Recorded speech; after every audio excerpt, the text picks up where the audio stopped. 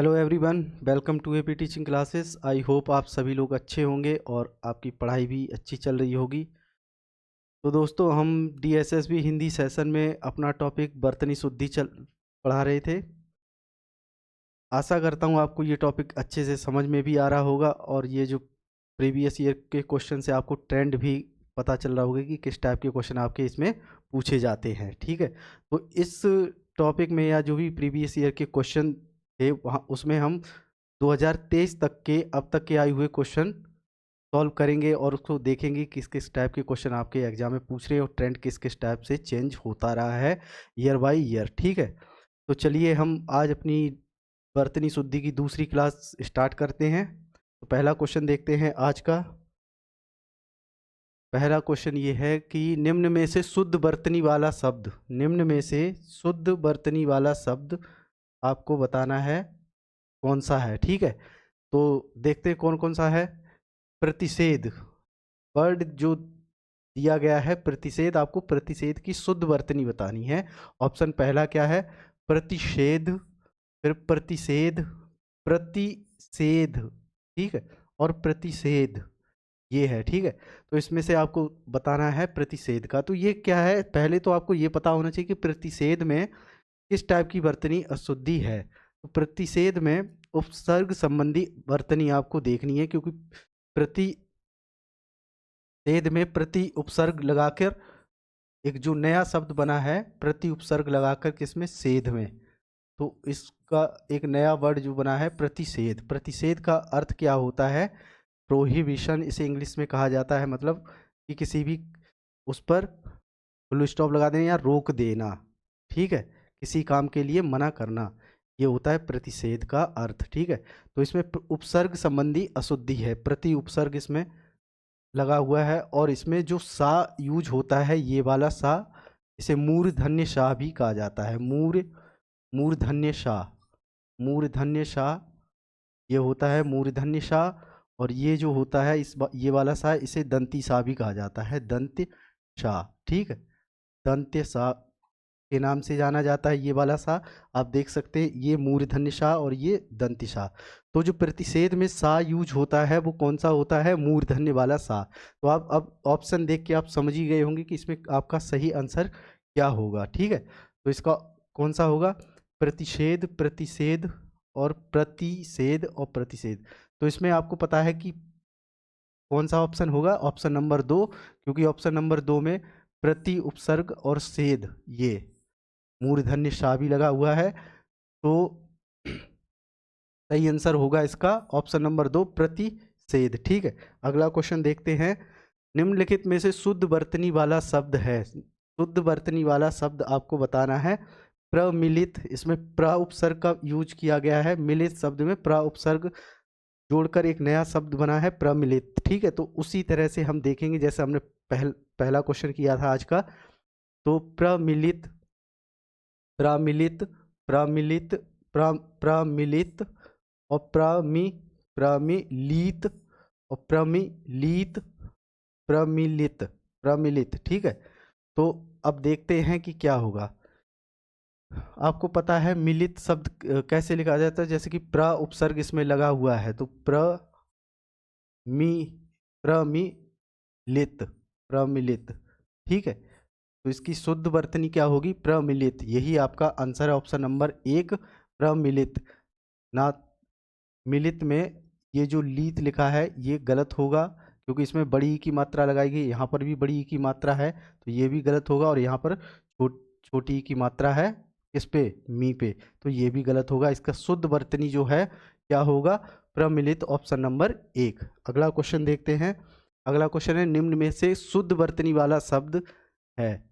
आपको शुद्ध वर्तनी वाला शब्द है, इसमें भी उपसर्ग संबंधी अशुद्धि आप उपसर्ग संबंधी अशुद्धि देखनी है, क्योंकि यहाँ पर कौन से उपसर्ग का प्रयोग किया गया है? प्र उपसर्ग का प्रयोग किया गया है, प्र। आपने एक शब्द सुना होगा दुर्भाव, प्रादुर्भाव, ये दुर्भाव। दुर्भाव किस तरह से लिखा जाता है? इस तरह से दुर्भाव लिखा जाता है।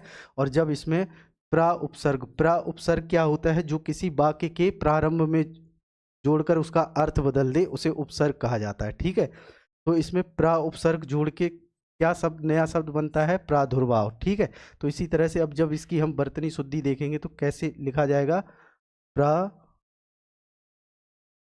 प्रादुर्भाव, दुर्भाव। ठीक है, प्रादुर्भाव। आशा करता हूं आपको ये बात समझ में आ गई होगी, प्रादुर्भाव। ठीक है, तो इसमें से अब इसका सही आंसर क्या होगा ये भी देख लेते हैं, क्योंकि दुर्भाव में हमेशा छोटे ऊ के दू पे छोटे ऊ की मात्रा का प्रयोग किया जाता है, ना कि बड़े ऊ की मात्रा का। तो ऑप्शन देखते हैं एक बार, प्रादुर्भाव, प्रदुर्भाव, प्रदुर्भाव और प्रादुर्भाव।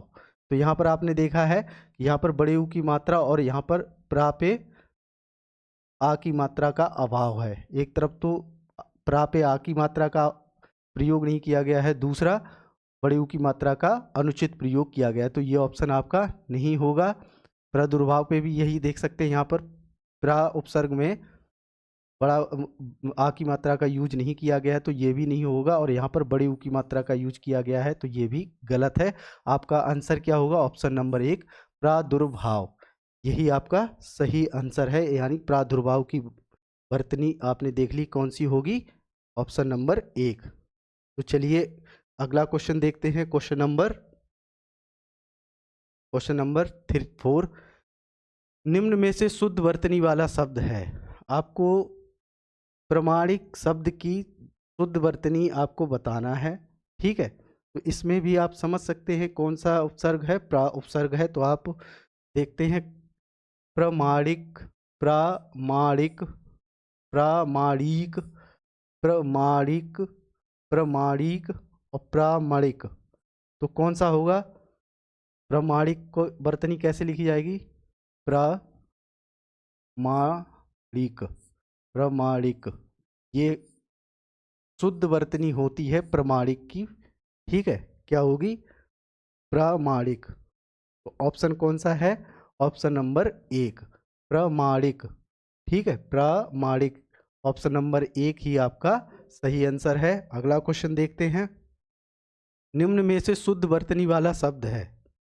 निम्न में से शुद्ध वर्तनी वाला शब्द है, ऑप्शन क्या है? प्रशिक्षित। आपको प्रशिक्षित शब्द की शुद्ध वर्तनी बतानी है, तो देखते हैं एक एक करके।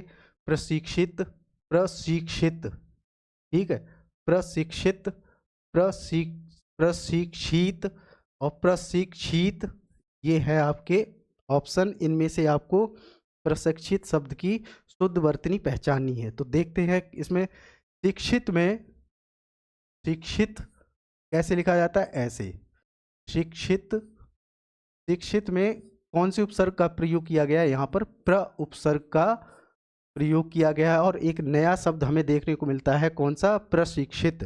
तो प्रशिक्षित फिर किस तरह से लिखा जाएगा जब उसमें प्र उपसर्ग का प्रयोग किया गया है? तो प्रशिक्षित, यही आपकी शुद्ध वर्तनी होगी, प्रशिक्षित। इस तरह से आपकी शुद्ध वर्तनी होगी। तो देखते हैं कौन सा ऑप्शन इससे मैच करता है। तो option number 2, option number 2, option number 2 आपकी शुद्ध वर्तनी होगी, किसकी? प्रशिक्षित की। ठीक है, प्रशिक्षित की शुद्ध वर्तनी क्या होगी? Option number 2। चलिए अगला क्वेश्चन देखते हैं, निम्न में से शुद्ध वर्तनी वाला शब्द है। निम्न में से शुद्ध वर्तनी वाला शब्द है, वो आपको देखना है कौन कौन सा है।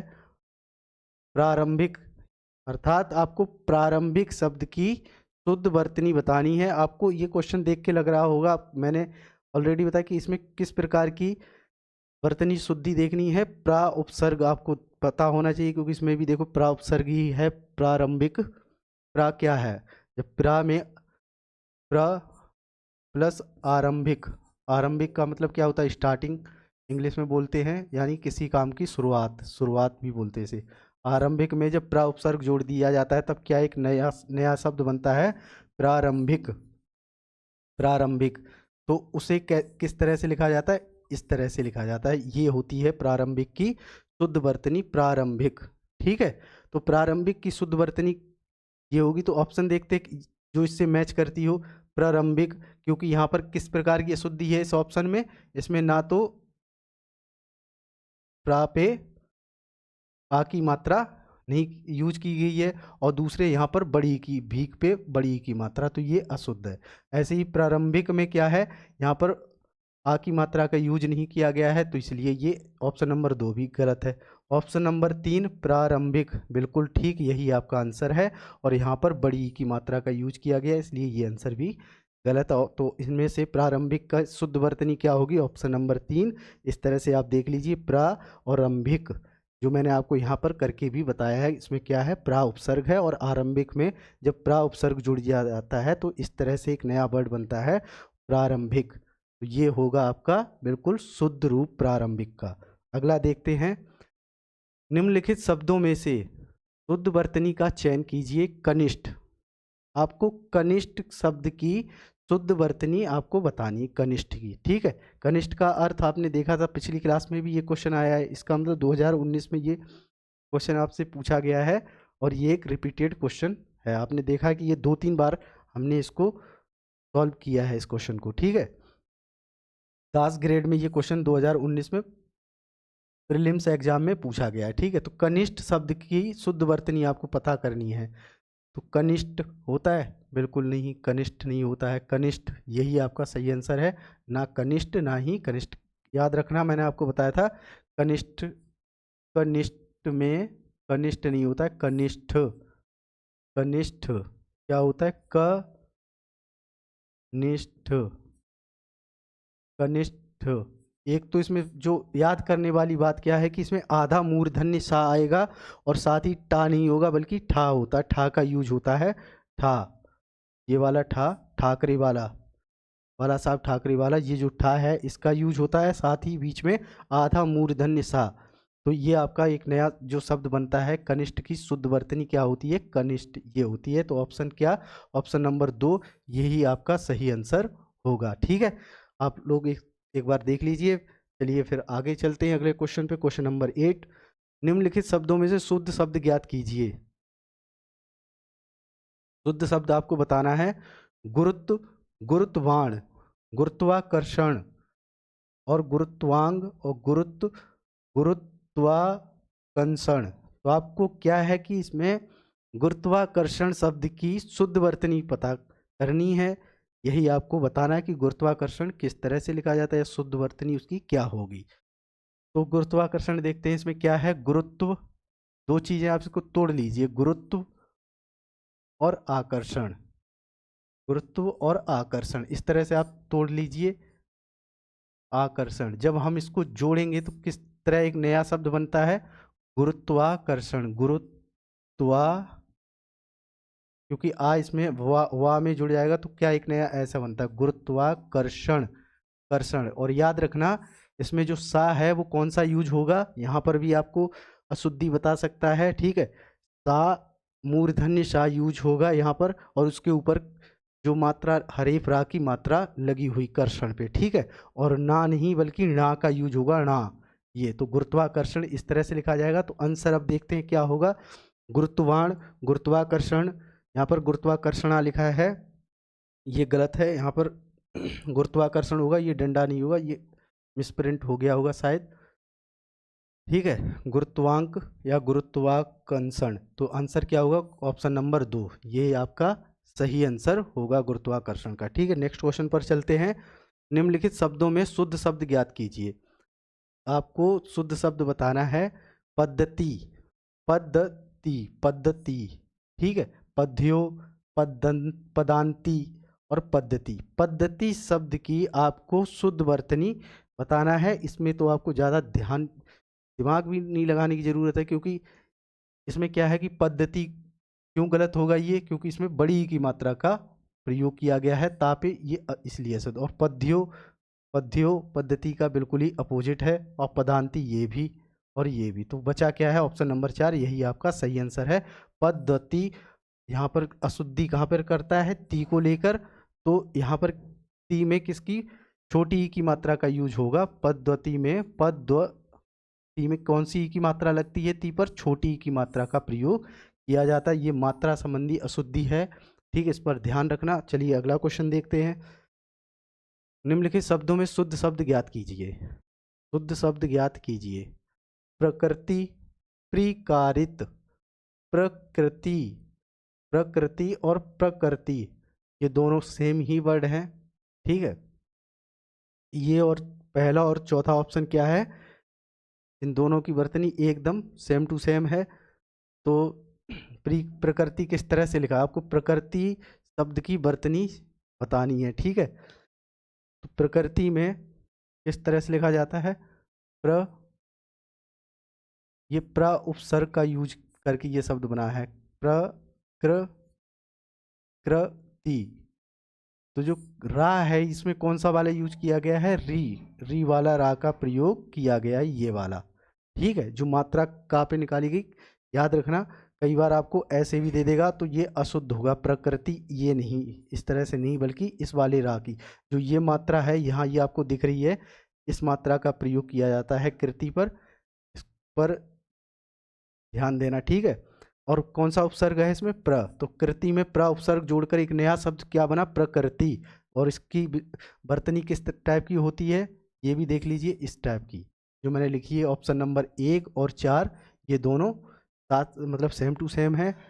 तो आप बस वर्तनी देख लीजिए। अब क्वेश्चन में जब ऑप्शन ही थोड़े सेम टू सेम दे दिए गए हैं तो क्या करेंगे, ऑप्शन 2 प्रिकारित, ये कोई शब्द ही नहीं होता है। प्रकृति देखिए, प्रकृति इसमें क्या किया है, ती पर बड़ी की मात्रा का प्रयोग किया है, इसलिए ये अशुद्ध है, ठीक है। अगला क्वेश्चन देखते हैं, निम्नलिखित शब्दों में शुद्ध शब्द ज्ञात कीजिए। निम्नलिखित शब्दों में शुद्ध शब्द ज्ञात कीजिए। आपको जिजीविसा का अर्थ क्या होता है, जीने की इच्छा। जीने की इच्छा, ये वाक्यांश के लिए एक शब्द में भी इसका अर्थ पूछने को मतलब पूछ सकता है आपसे एग्जाम में कि जिजीविसा, जीने की इच्छा के लिए एक शब्द बताइए। जैसे हमने पिछली क्लास वाक्यांश के लिए एक शब्द की थी, उसमें ये क्वेश्चन आया नहीं, लेकिन आपको मैं यहाँ बता दे रहा हूँ, आपसे पूछा नहीं गया है, लेकिन हो सकता है आप नेक्स्ट एग्जाम में कभी पूछ ले, क्योंकि जब ये इस यहाँ पर मिल सकता है तो इसका वाक्यांश के लिए भी पूछ सकता है। तो जिजीविसा का अर्थ क्या होता है, जीने की इच्छा। अब इसकी वर्तनी देखते हैं, यहाँ पर क्या है, जी और जीविसा, जीजीविसा और जीवीसा और जीजीविसा, ठीक है। तो आपको इसकी शुद्ध वर्तनी देखनी है, वो क्या होगी, शुद्ध वर्तनी होती है जी, इस तरह से याद रखना, जी, पहले जी पर क्या छोटी ई की मात्रा होगी, दूसरे वाले जी पर बड़ी ई की मात्रा। और विषा, सा का यूज कौन सा होगा, मूर्धन्य सा।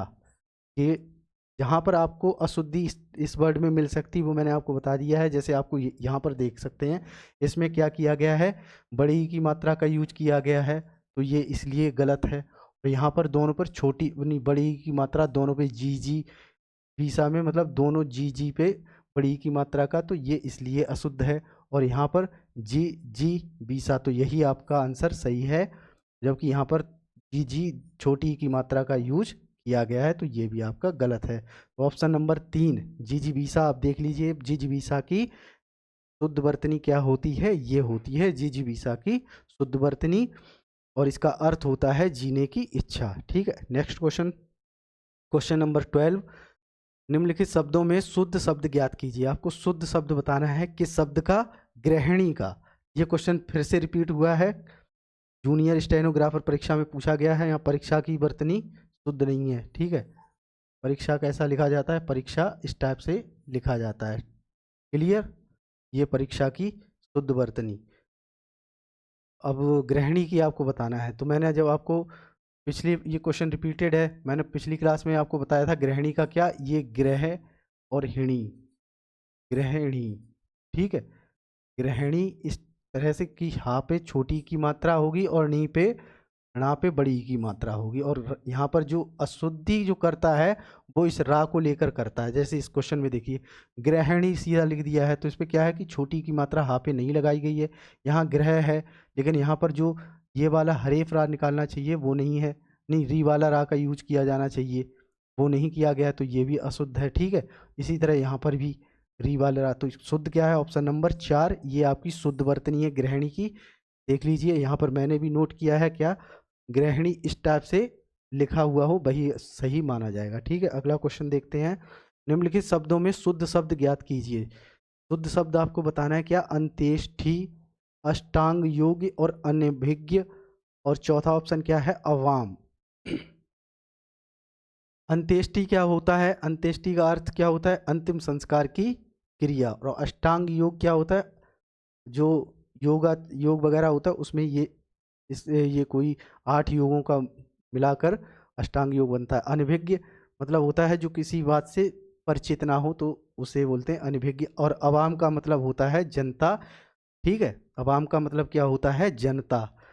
ये तो मैंने आपको इसके अर्थ बता दिए। तो इसकी शुद्ध वर्तनी इसमें ये है, ये बोला है कि शुद्ध शब्द ज्ञात कीजिए, ये गलत है। यहाँ पर आपको अशुद्ध शब्द बताना है, इनमें से अशुद्ध शब्द कौन सा होगा। ठीक है, आपको यहाँ पर अशुद्ध शब्द की वर्तनी बतानी है। तो अंत्येष्टि है पहला, क्या ये सही है, ये ठीक है। और अष्टांग योग, अनभिज्ञ और अभाम, तो अंत्येष्टि ही आपका बिल्कुल अशुद्ध शब्द है, क्योंकि अष्टांग योग ये भी सही है, अनभिज्ञ ये भी ठीक है, अवाम ये भी ठीक है। अशुद्ध क्या है फिर, अंत्येष्टि ऑप्शन नंबर 1, क्योंकि अंत्येष्टि नहीं होता है बल्कि अंत्येष्टि होता है। क्या होता है, अंत्येष्टि। ये अंत्येष्टि की वर्तनी शुद्ध होती, ठा का प्रयोग नहीं होता है यहाँ पर। ठा का प्रयोग ना होकर टा का प्रयोग होता है, किसका, टा का। तो इसकी शुद्ध वर्तनी क्या होगी अंत्येष्टि की, आप देख सकते हैं अंत्येष्टि, ना कि ये अंत्येष्टि नहीं होगा। ठीक है, तो चलिए अगला क्वेश्चन देखते हैं। क्वेश्चन नंबर 14, निम्नलिखित प्रश्न में 4 विकल्पों में से उस विकल्प का चयन कीजिए जो शुद्ध शब्द का सही विकल्प है। जो शुद्ध शब्द का सही विकल्प है। अभी हमने जब पहला क्वेश्चन, ये वाला क्वेश्चन किया था, आपने यहाँ पर देखा अष्टांग योग। ठीक है, ये शुद्ध रूप। अब आप इस क्वेश्चन को आराम से कर सकते हैं, क्योंकि आपने पिछले ऑप्शन में भी मैंने इसको डिस्कस कर दिया था, बिल्कुल इससे पहले ही वाला क्वेश्चन था ये। तो अष्टांग योग आपको बताना है, तो इसमें देखिए पहला ऑप्शन क्या है, अष्टग योग, ये होगा, या अष्टांग योग ये होगा, या ऑप्शन नंबर 3 अष्टांग योग, या ऑप्शन नंबर 4 अष्टान योग। कौन सा शुद्ध होगा इसमें, अष्टान योग, ऑप्शन नंबर 3 अष्टांग योग, ना कि अष्टांग योग, क्योंकि आपने देखा इसमें अष्टग योग है, ये तो बिल्कुल नहीं होगा। इसमें अष्टांग और योग्य, ये अशुद्धि है योग्य की, यही एक शुद्ध है। इसमें ठा का यूज किया गया है टा की जगह, तो ये इसलिए अशुद्ध है। तो अष्टांग योग किस तरह से लिखा जाता है, उसकी वर्तनी ये लिखी हुई है, आपने देख लिया है। अगला क्वेश्चन, निम्नलिखित प्रश्न में 4 विकल्पों में से उस विकल्प का चयन करें जो शुद्ध शब्द का सही विकल्प है। ठीक है, आपको आवंटन की वर्तनी बतानी है। आवंटन शब्द की वर्तनी शुद्ध क्या होगी, ये आपको बतानी है। ठीक है, तो क्वेश्चन क्या है, ऑप्शन देखते हैं। पहला आवंथान, यहाँ ये मतलब उससे ही स्पष्ट होता है कि यह अशुद्ध है, क्योंकि आवंटन की देखनी, यहाँ पर था का यूज किया है। आवंटन, आवंठन ये भी नहीं होगा, और आवंटन। तो ऑप्शन 2 बचे हैं, एक तो दूसरा और दूसरा चौथा। इन दोनों में से आपको ये बताना है कि कौन सा बा जिसका यूज, मतलब जो जिसका प्रयोग आवंटन में होता है। ठीक है, तो कौन से वाले वा का यूज होता है, ये वक बगुले वाले का, या ये इस वाले वा का बकरी वाले का। तो इसमें से जो आवंटन में जिस शब्द का, जिस वर्ण का यूज होता है, वो कौन सा है, ये। ठीक है, तो कौन सा क्वेश्चन इसका आंसर होगा, ऑप्शन नंबर 4, ना कि ऑप्शन नंबर 2। तो इसका सही आंसर होगा आवंटन। आवंटन, ठीक, आवंटन नहीं होगा, बल्कि क्या होगा, आवंटन। इसमें वा का यूज होता है, ये वाला। ठीक है, वा से वक वाला, ये वाले, इस वाले वा का यूज होता है। तो ये ही आपका सही आंसर है आवंटन का। अगला क्वेश्चन 16, निम्नलिखित प्रश्न में 4 विकल्पों में से उस विकल्प का चयन करें जो शुद्ध शब्द का सही विकल्प है। इसमें से शुद्ध शब्द क्या है वो बताना है। तो पहला है अमावस्या। अमावस्या शब्द की वर्तनी आपको बतानी है, जो सही वर्तनी आपको बतानी है, सॉरी, अमावस्या। ठीक है, अमावस्या, अमावस्या ऑप्शन नंबर 2 क्या है, अमावस्या। ऑप्शन नंबर 3 अम वस्या, और ऑप्शन नंबर 4 आम वस्या, आम वस्या। ठीक है, तो अमावस्या किस तरह से लिखा जाता है, ये दोनों आप ऑप्शन देखो, ये तो बिल्कुल नहीं हो क्योंकि अमावस्या है, तो यहाँ पर सीधा क्या लिख दिया, अमावस्या, तो ये तो नहीं होगा। ऑप्शन 4 क्या, आमवस्या लिख दिया, तो ये भी नहीं, क्योंकि शब्द क्या है, अमावस्या पूछा है। अब इसमें से अशुद्धि ये दोनों नहीं होंगे, तो ऑप्शन 2 बचे आपके पास, एक पहला और दूसरा। इन दो ऑप्शन में से कौन सी शाख आपको अशुद्धि कहाँ है, तो ये देखनी है। अमा और अमा दोनों यहाँ पर सही लिखे हुए। अब प्रॉब्लम कहाँ पे आ रही है, वश्या पर। तो कौन सी ऑप्शन इसमें से ठीक होगा, तो अमावस्या में हमेशा ये आधा दंती सा का प्रयोग होता है। आधा ये वाला सा जो होता है उसे दंत सा बोलते हैं, दंत वाला सा बोलते हैं, ठीक है। सपेरा वाला आप कह सकते हैं, ठीक है, या सड़क वाला सा। वैसे इसको हिंदी में दंत सा कहलाता है, ये वाला सा जो क्या कहलाता है, दंत वाला सा। तो वो अमावस्या का जो वश्या होता है उसमें आधा दंत वाले सा का प्रयोग किया जाता है। अक्सर इसमें यहीं पर अशुद्धि पूछी जाती है, इसकी यहीं पर गड़बड़ी की जाती है वश्या शब्द में, ठीक है। तो आपको अब ये अमावस्या शब्द क्लियर हो गया होगा। तो इसका सही आंसर क्या होगा, ऑप्शन नंबर 2, यही बिल्कुल इसकी शुद्ध वर्तनी है अमावस्या की। अगला क्वेश्चन देखते हैं, क्वेश्चन नंबर 17, निम्नलिखित में से किस शब्द का प्रथम पद अशुद्ध है, किस शब्द का प्रथम पद क्या है, अशुद्ध है, किसका। इनमें से 4 अलग अलग ऑप्शन दिए गए हैं, आपको ऐसा शब्द ढूंढना जिसकी वर्तनी अशुद्ध है, ठीक है।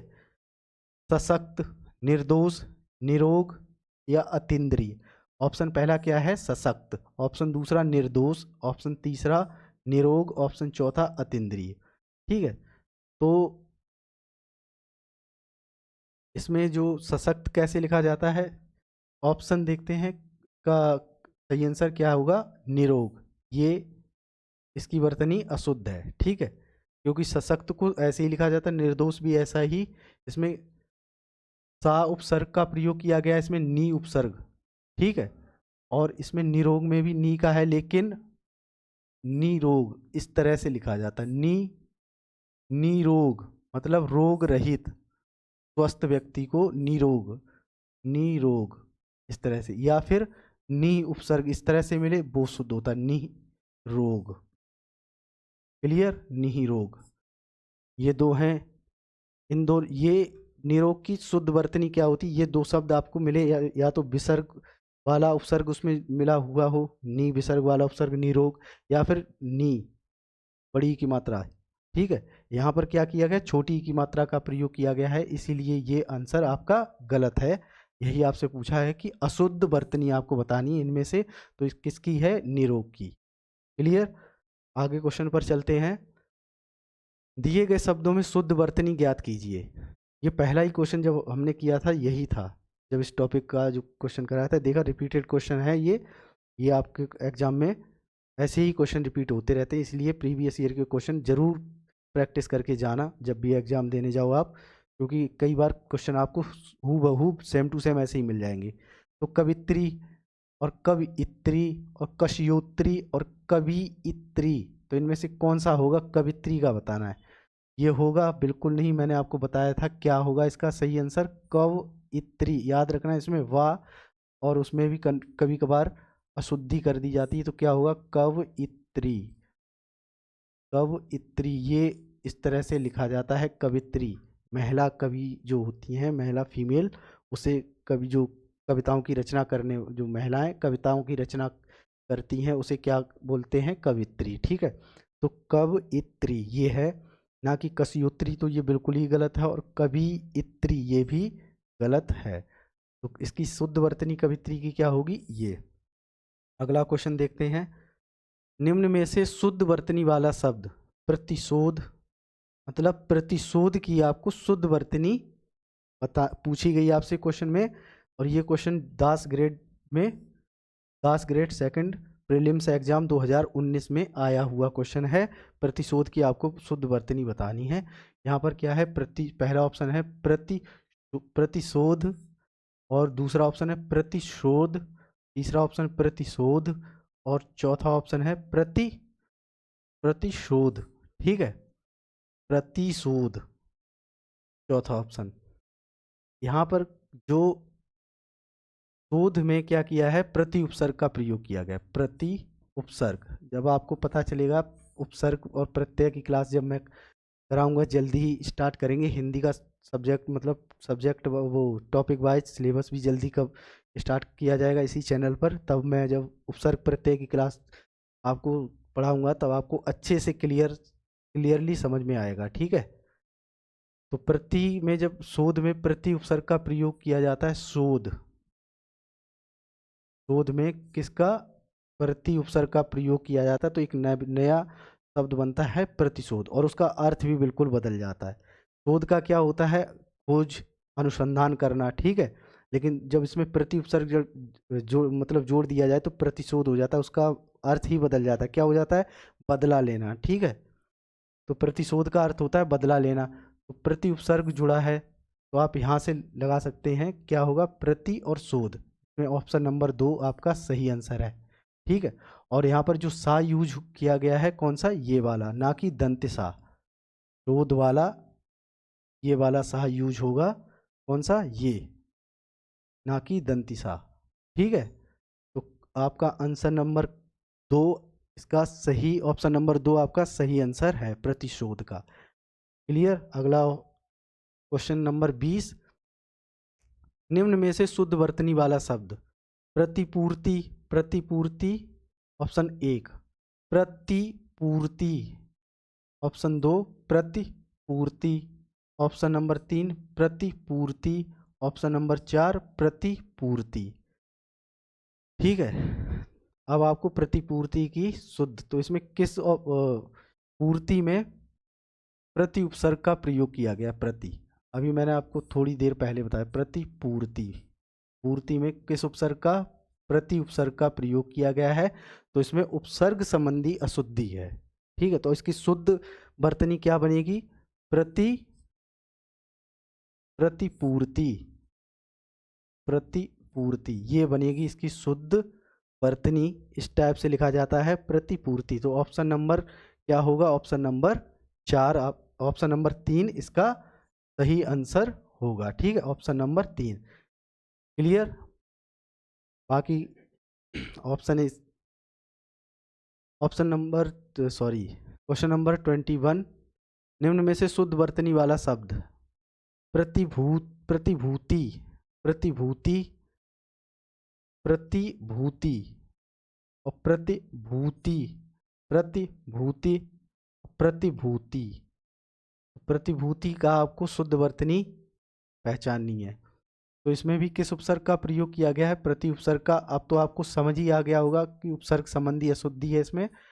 भूति में किस उपसर्ग का प्रयोग किया गया है, प्रति उपसर्ग का। तो एक नवीन शब्द क्या बनता है, प्रति उपसर्ग भूति में जब नया प्रति उपसर्ग जोड़ दिया जाता है, प्रतिभूति, एसेट, इंग्लिश में इसे एसेट बोलते हैं, ठीक है, प्रतिभूति। जैसे डॉलर वगैरह, ये जब फॉरेक्स रिजर्व में जो डॉलर वगैरह रखे जाते हैं ना, उसे ही क्या बोलते हैं, प्रतिभूति। क्लियर।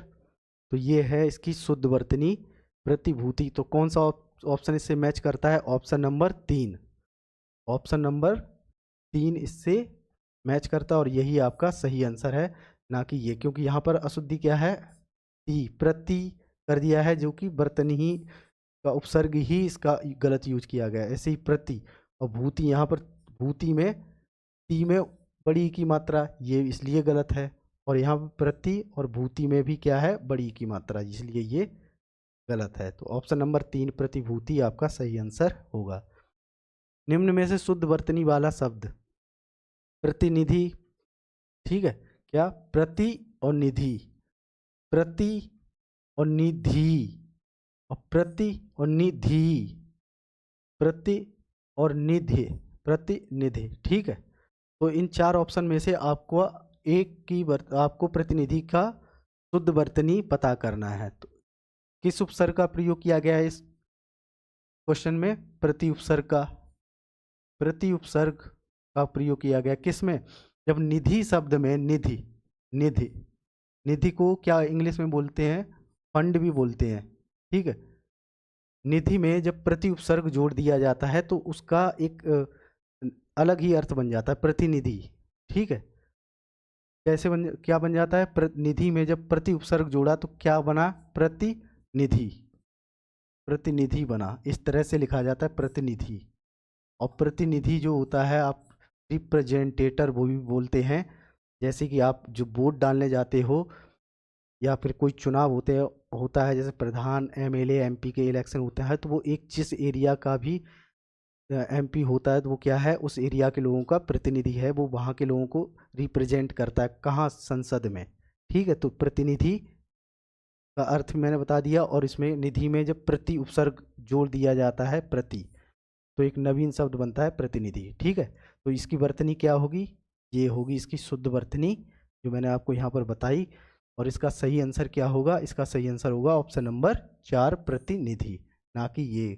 अब आप समझ सकते हैं इनमें किस किस टाइप की अशुद्धियाँ हैं, कैसी अशुद्धि ऑप्शन। बाकी देख लेते हैं। यहाँ पर बड़ी ती पर बड़ी की मात्रा का, यहाँ पर भी बड़ी की मात्रा का, और साथ ही यहाँ पर धी पे भी बड़ी की मात्रा। यहाँ पर प्रति और निधि तो ठीक है, लेकिन धी पर क्या कर दिया है इन्होंने? बड़ी की मात्रा का यूज कर दिया गया, इसलिए ये तीनों ऑप्शन गलत होंगे। सही आंसर जो होगा प्रतिनिधि। ठीक है, अगला क्वेश्चन देखते हैं। निम्न में से शुद्ध वर्तनी वाला शब्द, शुद्ध वर्तनी वाला शब्द बताना है। इसमें अभी तक जितने भी क्वेश्चन आ रहे हैं वो प्रति उपसर्ग से रिलेटेड ही क्वेश्चन आपको देखने को मिल रहे हैं। प्रतिध्वनि, और जब ध्वनि में प्रति उपसर्ग जोड़ दिया जाता है, क्या? प्रतिध्वनि शब्द में ध्वनि, ध्वनि का अर्थ इंग्लिश में क्या बोलते हैं? साउंड। ध्वनि को इंग्लिश में साउंड बोलते हैं। अब जब प्रति उपसर्ग जोड़ दिया जाए, इसमें ध्वनि में प्रति उपसर्ग जोड़ दिया जाए, तो क्या शब्द बनेगा? तो नवीन शब्द जो बनता है वो क्या बनता है? प्रतिध्वनि, प्रतिध्वनि, प्रतिध्वनि। ठीक है, प्रतिध्वनि शब्द ऐसे बनेगा। तो इसमें से अब देखते हैं इसकी वर्तनी शुद्धि क्या होगी। वैसे आपको क्लियर समझ में आ गया होगा इसकी शुद्ध वर्तनी क्या होगी। यहाँ पर देखिए प्रतिध्वनि, तो प्रति ही गलत लिखा हुआ है, ये भी नहीं होगा। प्रतिध्वनि यही आपका सही आंसर है। प्रति और ध्वनि, प्रति उपसर्ग है और ध्वनि क्या है? संज्ञा है। ठीक है, प्रति उपसर्ग और ध्वनि संज्ञा। ठीक है, ऐसी प्रति में क्या कर दिया? ये प्रति और ध्वनि भी गलत लिखा हुआ। ध्वनि की भी वर्तनी अशुद्ध है और प्रति की भी वर्तनी अशुद्ध है। इसी तरह प्रतिध्वनि, ध्वनि, इस चौथे ऑप्शन में क्या है? प्रति तो ठीक है, लेकिन ध्वनि पे जो ध्वनि की वर्तनी है वो अशुद्ध है। क्यों? क्योंकि यहाँ पर नी पर बड़ी की मात्रा का प्रयोग किया गया है, इसलिए ये अशुद्ध है। तो आपका सही आंसर जो प्रतिध्वनि की शुद्ध वर्तनी वाला होगा, क्या होगा? Option number 2। इसे आप देख लीजिए, ये होगा आपका सही आंसर, जो मैंने आपको यहाँ पर समझाया भी है कि प्रतिध्वनि की वर्तनी किस टाइप की लिखी जाती है, ये है। अगला क्वेश्चन देखते हैं, क्वेश्चन नंबर 24। निम्न में से शुद्ध वर्तनी वाला शब्द है प्रतिकूल। अब आपको प्रतिकूल, अब आपको मैंने उपसर्ग, प्रति उपसर्ग वाले जो क्वेश्चन कराए थे उससे आप इस क्वेश्चन को आराम से और आसानी से कर सकते हैं। तो इसका सही आंसर आप लोग मुझे कमेंट में करके बताएंगे कि इसकी शुद्ध वर्तनी क्या होगी। ठीक है, प्रतिकूल की शुद्ध वर्तनी क्या होगी, ये आपके लिए आज का होमवर्क है। आपको ही बताना है, क्योंकि मैंने प्रति उपसर्ग से संबंधित जो अशुद्धि थी वो हमने लगातार क्वेश्चन में देखी थी और मैंने बहुत अच्छे से आपको समझाया। तो ये क्वेश्चन आपके लिए होमवर्क है, इसको आप कमेंट करके बताना इसका सही आंसर क्या होगा। ठीक है, तो चलिए अगला क्वेश्चन देखते हैं। तो साथियों, ये वर्तनी शुद्धिकरण से संबंधित क्वेश्चन थे जो आपके DSSB प्रीवियस ईयर में जो पूछे गए थे। वहाँ यहाँ पर हमने अब तक के 2023 में आए हुए सभी क्वेश्चन को कवर किया था। ठीक है, अब हम इससे अगली क्लास कल स्टार्ट करेंगे, जो होगी वाक्यों में परिवर्तन या कृत्रिम वाच्य भी इसे कहा जाता है। ये काफ़ी इंपॉर्टेंट क्लास है, यहाँ से 7-8 क्वेश्चन आपके एग्जाम में पूछे जाते हैं और बहुत ही इंटरेस्टिंग क्लास रहेगी ये आपकी। और जितने भी क्वेश्चन यहाँ से आपके एग्जाम में आएंगे, हम एक एक करके सारे के सारे क्वेश्चन यहाँ कवर करेंगे और अच्छे से ऐसे ही सॉल्व करेंगे। तब तक के लिए अच्छे से पढ़िए, अपना ख्याल रखिए। ठीक है, इसी के साथ मैं विदा लेता हूँ। जय हिंद।